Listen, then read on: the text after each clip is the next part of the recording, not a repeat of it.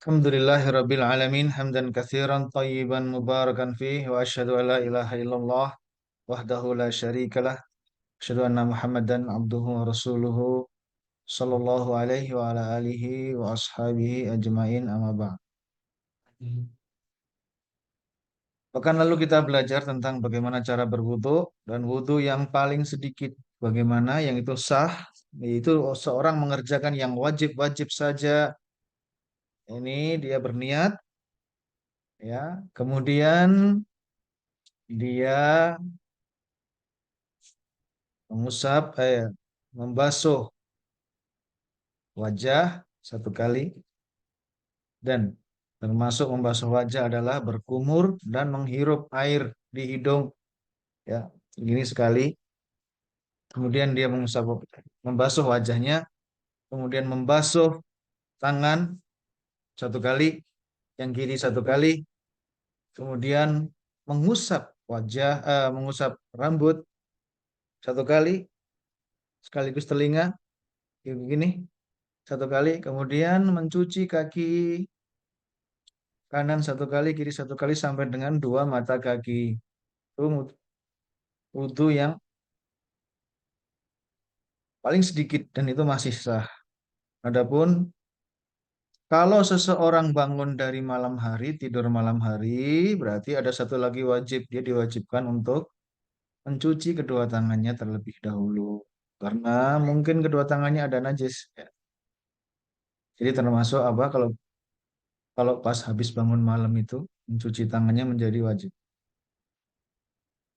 Kemudian yang wudhu yang sempurna, ya, yang sempurna semuanya tiga kali. Satu, kecuali apa yang satu kali tetap, ya, mengusap kepala dan telinga itu satu kali, kan? Tiga kali semua kecuali mengusap kepala ya, dan telinga itu satu kali. Kemudian sunnahnya juga apa? Mungkin nggak tahu yang kemarin disebut apa enggak. Yang wajib sudah ya, niat. Kemudian dia mengucapkan Bismillah. Dia mengucapkan Bismillah.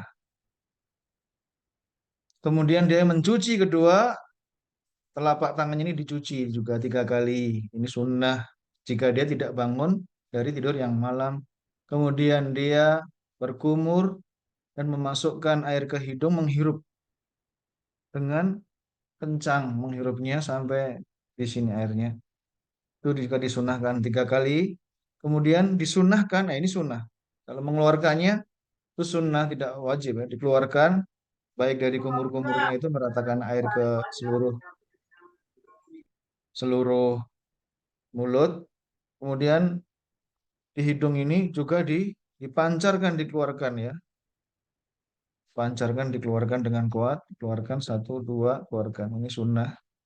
Kemudian mencuci wajah itu, ya, mencuci wajah disunahkan. Wajibnya kalau kalau jenggotnya tebal seperti ini, ya cukup luarnya saja. Luarnya sudah cukup. Kalau sunnahnya bagaimana? Kemudian memasukkan air di sela-sela jenggot. Ini namanya menyela-nyela jenggot. Ini disunahkan bagi yang jenggotnya tebal. Kemudian ya ini mencucinya tiga kali yang kanan, mencuci yang kiri tiga kali. Kemudian disunahkan untuk mengusap kepala ini, eh, mengambil air untuk telinga sendiri, ya, terpisah. Itu disunahkan seperti itu. Ya meskipun kalau misalnya sekali langsung bareng juga tidak mengapa. Tapi kalau mau sendiri lagi, ambil lagi sekali untuk telinga, ini disunahkan seperti itu. Kemudian kaki. Nah, ini ada sunnah yang kemarin belum disebutkan, lupa. Apa itu? Ketika mencuci kaki, menyela-nyela jari, apa? Menyela-nyela. Jadi ini disunahkan baik untuk tangan, ya, telapak tangan ini. Jadi begini, membersihkan sela-selanya ini. Nah, untuk demikian juga untuk kaki itu disunahkan untuk menyela-nyela jari kaki. Jadi ini di sela-sela begini, ya. Nah, di sela-sela begini. Ini untuk kaki. Nah, di sela-sela jarinya ini di apa? Digosok begini. Ini termasuk disunahkan. Kemudian sunnah yang selanjutnya agar wudhunya sempurna, berdoa, ada zikir tertentu setelah selesai itu. Asyhadu alla ilaha illallah wahdahu la syarikalah wa Asyhadu asyhadu anna anna Muhammad. Muhammadan abduhu wa rasuluh. Atau boleh ditambahkan, Allahumma ja'alni minat tawabin wa ja'alni minal mutatahhirin. Ya, itu wudhu yang kemarin kita bahas. Jadi ada sunnah yang ketinggalan kemarin belum disebutkan ya. Menyela-nyela jari. Menyela-nyela jari ini baik tangan maupun yang apalagi terutama kaki. Baik. Sekarang kita akan bahas ya, bagaimana kalau seseorang memakai kaos kaki? Ya, dalam bahasa Arabnya ini jawrab atau jawarib. Jawrab atau jawarib atau kaos kaki. Ini pernah dilakukan oleh para sahabat ya. Dan terutama zaman dulu mereka memakai khuf. Kalau khuf terbuat dari kulit. Namanya khuf itu apa? Khuf itu sepatu dari kulit yang tingginya sampai di mata kaki. Ya, sampai di mata kaki, di atas mata kaki itu namanya khuf. Ada juga sekarang kalau terbuat dari katun atau terbuat dari kapas, katun, utun, itu namanya kaos kaki. Dan sekarang bisa terbuat dari katun atau terbuat dari bahan yang lainnya yang dipakai itu ya. Maka di sini agama Islam adalah agama yang sempurna dan tidak menginginkan kita itu kesulitan. Yuridullah yuridullahu bikumul yusra wala yuridu bikumul usr. Firman Allah Subhanahu wa taala dalam surat Al-Baqarah. Allah menghendaki kemudahan bagi kalian dan Allah tidak menghendaki kesulitan bagi kalian. Dalam surat Al-Hajj Allah Subhanahu wa taala berfirman, "Ma ja'ala 'alaikum fid dini min haraj." Dan Allah tidak menjadikan bagi kalian di dalam agama ini suatu kesempitan. Karena itu Allah berikan kemudahan-kemudahan. Ya, di antara kemudahan yang Allah berikan adalah mengusap, diperbolehkannya mengusap kaos kaki. Bahkan juga mengusap imamah. Imamah itu apa? Tapi bukan peci begini ya. Imamah itu tutup kepala yang eh, apa? Ditaruh di kepala sini tapi full sampai belakang sini ya. Full gitu. Ya, itu juga boleh diusap. Demikian juga jilbab wanita. Ya, seorang yang memakai jilbab kemudian dia kesulitan untuk melepasnya ketika hendak berwudu. Maka ini juga diperbolehkan sebagai ganti mengusap kepala dia mengusap jilbabnya atau mengusap imamahnya ini. Ya, ah, jadi yang diusap kalau orang perempuan pakai jilbab gitu susah dia. Atau dia berada di tempat tidak mungkin bagi dia melepaskan karena ada laki-laki di situ, ya, yang bukan mahram. Ya nggak usah dilepas. Bagaimana berwudu? Itu begini sampai sini telinganya juga dari luar aja. Sudah, itu sudah itu diperbolehkan. Tapi caranya bagaimana? Ya. Ini pernah terjadi pada Rasulullah SAW ketika bersafar. Ada seorang sahabat ingin melepas khuf beliau, sepatu beliau itu ingin dilepas. Maka beliau mengatakan kepada sahabat ini, "Da'huma, biarkanlah keduanya, biarin aja keduanya ini. Fa inni adkhaltuhuma tahiratain. Sesungguhnya aku memakai keduanya ini dalam keadaan suci." Nah, di sini menunjukkan, ya ini hadis riwayat Bukhari dan Muslim. Ini menunjukkan sepatu khuf yang tinggi, khuf itu bagaimana? Sepatu tapi yang tingginya lebih dari mata kaki atau juga diperbolehkan kaos kaki. Ini juga pernah dipakai oleh para sahabat, sebagian sahabat yang tingginya lebih dari dua mata kaki. Ya, bisa nanti diusap, tidak perlu dilepas ketika berwudu, tapi syaratnya fa inni adkhaltuhuma tahiratain. Kata Nabi SAW, aku memakai keduanya itu, pas pakai itu aku dalam keadaan suci. Syaratnya apa? Ketika memakai dua kaos kaki tersebut, kita sudah bersuci. Kita tidak dalam keadaan berhadas. Ya. Jadi bagaimana kita wudhu yang sempurna, wudhu ya pokoknya wudhu yang sempurna atau yang wajib itu tidak ada masalah. Kemudian setelah wudhu kita selesai, kakinya juga kita basuh, kita cuci pakai air dan selesai. Kemudian udah seperti itu kita memakai kaos kaki atau juga perempuan memakai kaos kaki dan memakai jilbab atau yang laki-laki memakai imamah. Ketika memakai itu semua dalam keadaan suci, nanti kalau kita batal ingin berwudu tidak perlu goyang-goyang ini kalau ada. Tidak perlu dilepas kemudian dicuci kakinya. Ya. Ini terutama dibutuhkan di tempat-tempat di mana cuaca dingin misalnya. Ya, seperti di Saudi Arabia ketika musim dingin, itu kalau orang harus melepas kaos kaki kemudian mencuci kaki, itu dia kesulitan dan itu akan menjadikan dia kedinginan. Mungkin di Indonesia nggak begitu merasakan, tapi kalau di tempat-tempat dingin ini syariat ini, cara seperti ini sangat membantu dan memudahkan kita. Ya, karena itu jika jika kalian sekolah misalnya di musim dingin apalagi di rumah sebelum berangkat sekolah wudhu dulu, wudhu, sudah wudhu, kita suci, pakailah sepatu kalian atau apa kaos kaki kalian dalam pas itu dalam keadaan sudah wudhu selesai, pakai kaos kaki. Nanti di sekolah, misalnya kita ingin sholat, tidak perlu dilepas kaos kakinya, itu diperbolehkan. Ya, tidak harus safar. Orang yang safar bisa memakai itu sampai 3 hari. Orang yang tidak safar sehari semalam. Bisa sehari semalam, asal dia hadasnya hadas kecil, bukan hadas besar. Kalau hadas besar, maka tidak bisa, tidak diperbolehkan untuk mengusap kaos kaki. Dia harus melepas dan dia harus mandi. Ini kalau hadas besar. Adapun jika hadas kecil, maka diperbolehkan ketika berwudu nanti ya cukup diusap. Bagaimana cara mengusapnya? Nah, ini kaki diusap begini, tangan kita begini, diusap begini. Atasnya yang diusap, atasnya saja. 1 kali. Diusap berapa kali? Tangan kita dalam keadaan basah, yang mengusap ini udah basah, kemudian diusaplah 1 kali atasnya.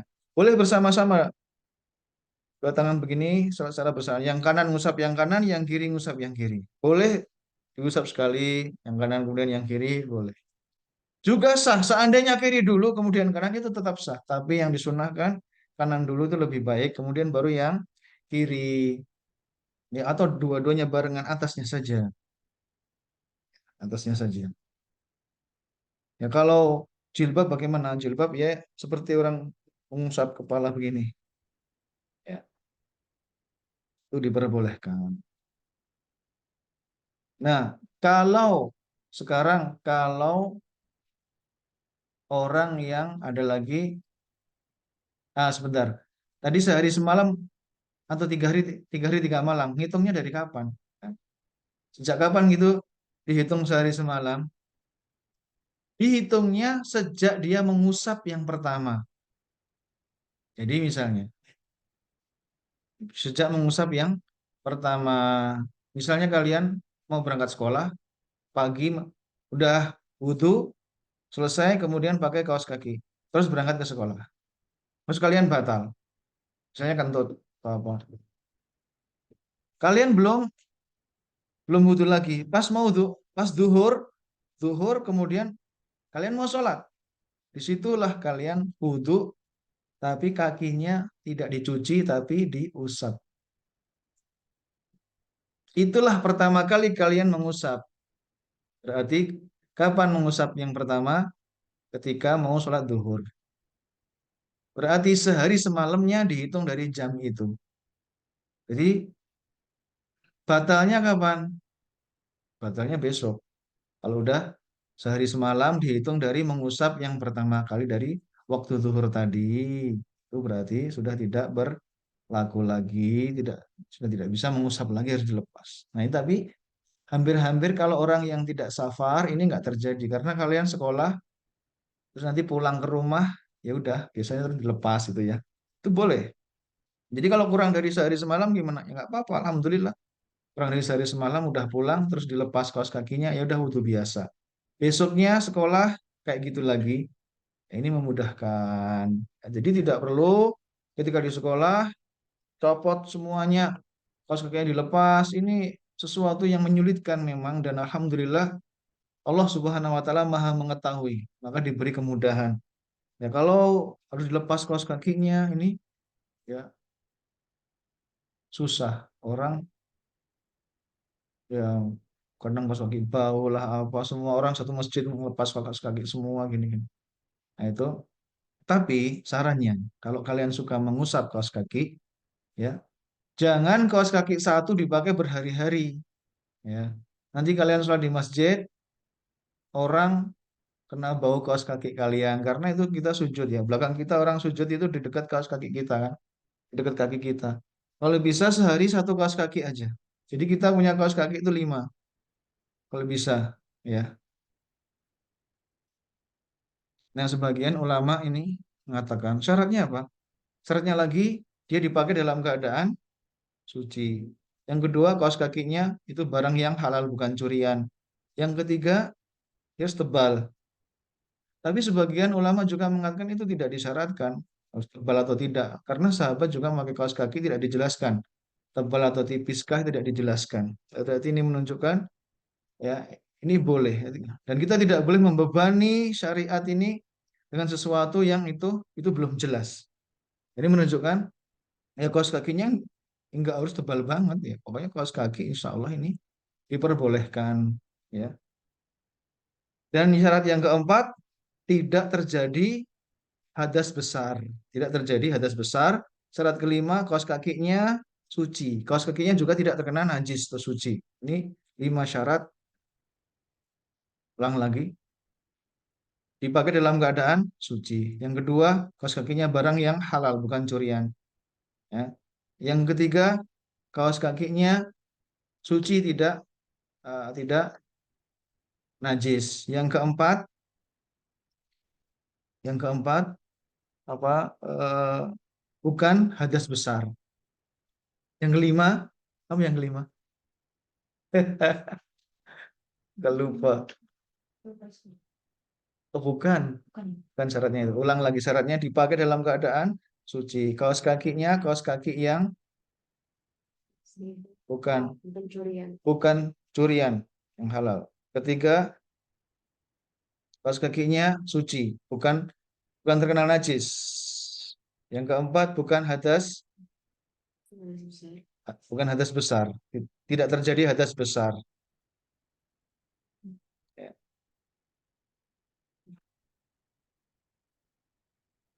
Yang kelima,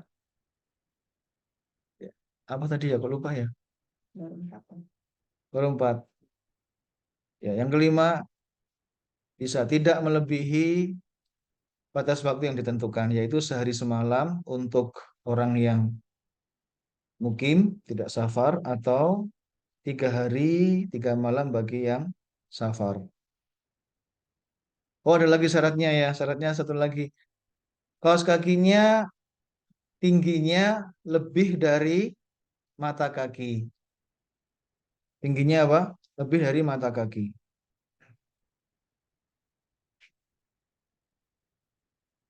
Ada lagi permasalahan. Kalau kaos kakinya ada lubangnya bagaimana? Hmm? Boleh nggak kira-kira kalau kaos kakinya ada lubangnya? Kira-kira gimana? Hmm? Gimana kalau kaos kakinya ada lubangnya? Ya. Kalau kaos kakinya ada lubangnya, hah? Ayo jawab gimana? Yang mau jawab silahkan. Kalau gede nggak bisa. Hmm? Kalau bolongnya gede nggak bisa di ini. Kalau bolongnya gede itu seberapa ya? Iya. Kalau ada lubang-lubang tersobek di kaos kakinya, maka ini diperbolehkan. Asal ya robek atau lubangnya tidak tidak besar sekali sampai ya sampai apa ya bisa dikatakan terlalu besar lah. Kalau lubang-lubang biasa gitu, itu itu tidak mengapa, tidak masalah. Ya, tidak mendominasi lebih banyak lubangnya daripada kaos kakinya, itu enggak. Tapi kalau masih lebih banyak kaos kaki daripada lubangnya istilahnya, maka yang demikian tidak mengapa. Ini hal-hal yang kecil itu dimaafkan oleh syariat, dimaafkan oleh Allah Subhanahu wa taala. Allah memaafkan kepada kita hal-hal yang sedikit, yang ringan, yang sedikit, bahkan semisal najis itu masih ada sedikit, itu dimaafkan, yang sedikit dimaafkan oleh Allah Subhanahu wa taala. Makanya orang puasa itu kalau misalnya ada makanan kecil di gigi itu ya, namanya apa, selilit kalau bahasa Jawa itu ya, makanan kecil gitu, terus ketelen gitu, apakah puasanya batal? Nah, ini perkara yang sedikit kecil gitu, syariat memaafkan, Allah Subhanahu wa taala memaafkan kita.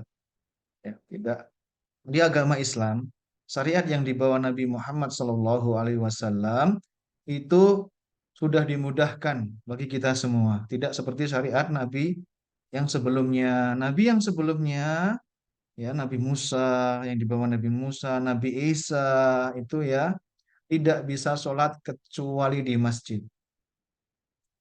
Tidak akan sah sholatnya. Kalau kalian safar, tetap harus cari masjid. Haruslah di situ. Tuh, susah kan? Kalau umat Nabi Muhammad SAW tidak masalah, mau sholatnya di jalan, di pinggir jalan, semuanya, semua bumi ini dijadikan bagi umat Nabi Muhammad SAW suci. Ya boleh sholat dimanapun, kecuali yang tidak boleh itu ada tiga tempat tidak boleh buat sholat: kuburan, kamar mandi, kemudian kandang onta. Kuburan, kamar mandi, kandang onta. Tidak boleh. Baik, sekarang sudah selesai masalah mengusap kaos kaki. Ada pertanyaan nggak sebelum lanjut sedikit masalah mengusap kaos kaki? Silakan. Kalau cadar itu harus dikasih. Ya, kalau kalau untuk cadar itu tidak bisa diusap ya, cadar. Tapi kalau yang bisa itu kepala. Kalau cadar wallahu taala alam ini saya belum menemukan adanya keterangan tentang tentang ini, mengusap apa? Kalau yang ada itu mengusap khimar. Mengusap apa? Khimar. Khimar pakai kho ya. Kalau pakai hak nanti artinya keledai. Kalau pakai kho, khimar, kerudung ya, artinya kerudung. Bisa. Tapi kalau cadar kemudian mengganti apa? Membasuh wajah ini, maka ini belum kami temukan. Jadi untuk wajah diusap, dibasuh seperti biasa. Adapun untuk yang bisa ini khimar. Ada pertanyaan lain? Sudah jelas benar? Bisa dipraktekkan? Ada. Silakan. Kalau eh sholat tuh bisa di air Kak. Sholat gimana? Bisa di air?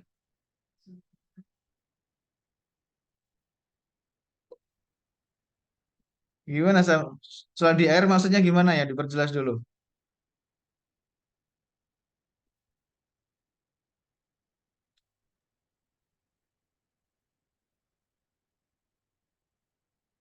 Yuk, gimana? Iya bisa. Sholat itu bisa asal, tapi ada syaratnya sholat itu. Harus menutup aurat. Auratnya bagaimana? Untuk laki-laki yang sudah dewasa itu antara lutut dengan pusar harus ditutup. Kemudian untuk laki-laki ditambah khusus untuk sholat ada lagi yang harus ditutup, yaitu apa? Ini pundaknya. Pundaknya ini satu atau dua. Ada yang menyebutkan satu, ada yang menyebutkan dua.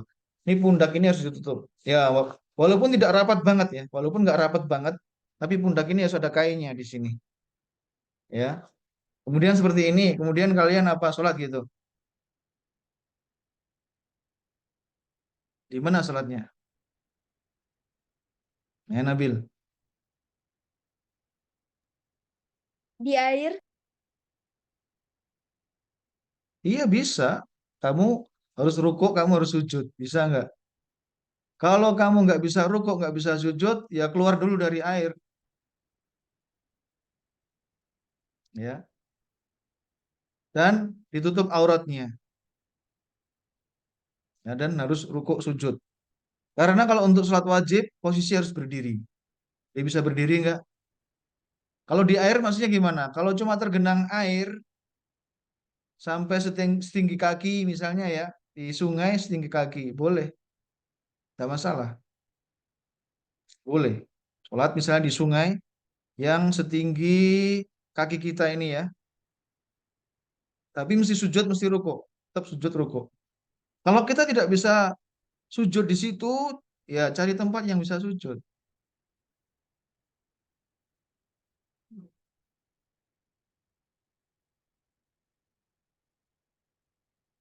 Ada lagi? Sudah ya.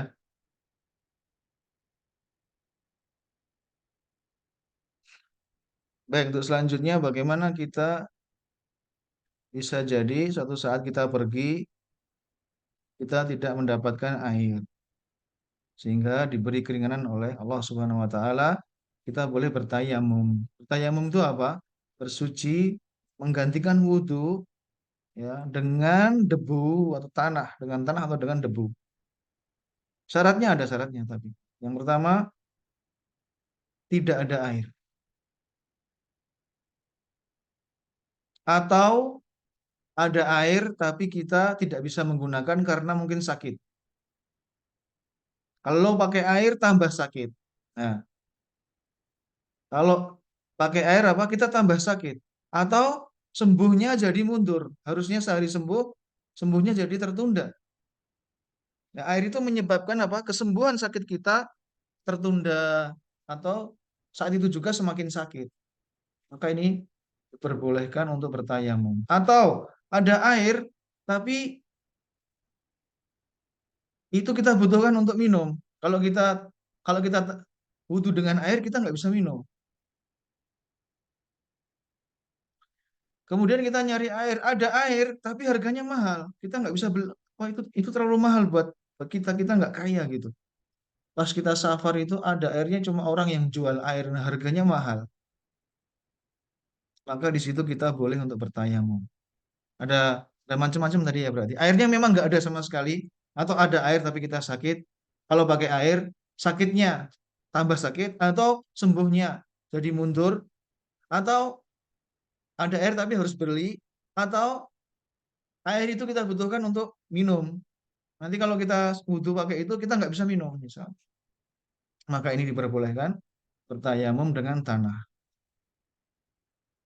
Dan segala sesuatu yang berasal dari bumi. Maka ini boleh digunakan untuk bertayamum. Contoh, apa? Misalnya tembok. Kita punya tembok ini ya. Tembok ini dari bumi nggak ini? Ya, ini dari bumi misalnya ini. Cari sesuatu yang itu asalnya dari bumi. Misalnya kayu, batu, atau semen, maka itu bisa untuk bertayamum. Kalau dia bukan dari bumi, nah ini kayu ini bisa. Kalau bukan berasal dari bumi seperti meja ini kayu bisa. Kalau bukan berasal dari bumi, misalnya kursi plastik, sofa dari plastik, karpet, maka itu tidak bisa digunakan untuk bertayamum. Harus dikasih debu dulu. Harus dikasih debu dulu. Ya. Kalau emang sama sekali nggak ada sama sekali kita dan tapi insya Allah kalau kita safar itu insya Allah bisa. Kenapa? Berhenti pasti ada bumi kan di situ. Kalau kita berhenti pasti ada bumi. Entah aspal, aspal dari bumi bisa, aspal bisa, semen bisa, batu bisa digunakan untuk apa? Tayamum. Dan tayamum itu bagaimanakah caranya? Caranya itu dengan kedua tangan kita menepukkan tempat yang untuk mau bertayamum, ditepukkan satu kali, tepukkan satu kali, kemudian kita usapkan di kita, wajah kita semua ini. Ya kalau kalau punya jenggot ya sampai jenggotnya gini, luarnya aja. kemudian langsung tangannya gini.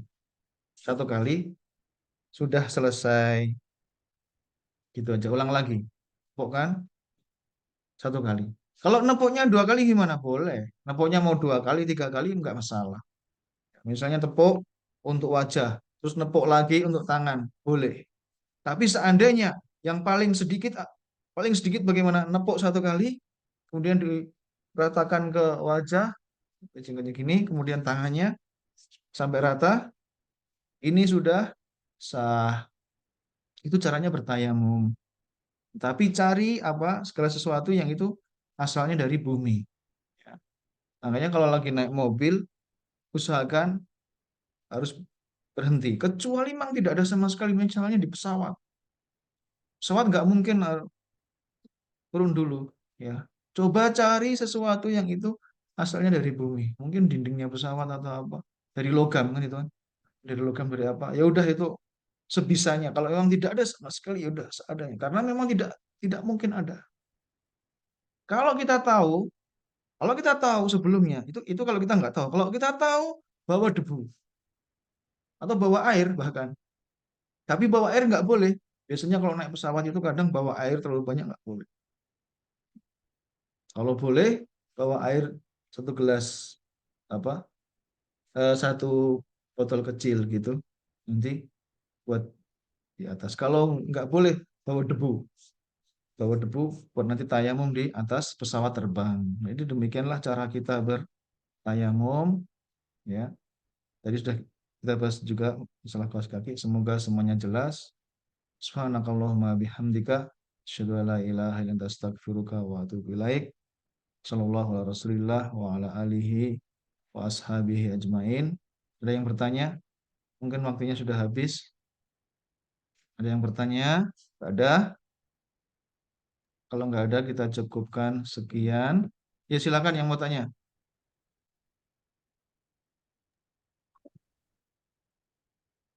Ya udah, ditulis saja nanti next week insya Allah aku jawab. Assalamualaikum warahmatullahi wabarakatuh. Waalaikumsalam warahmatullahi Waalaikumsalam. wabarakatuh. Terima kasih, Pak Bagus.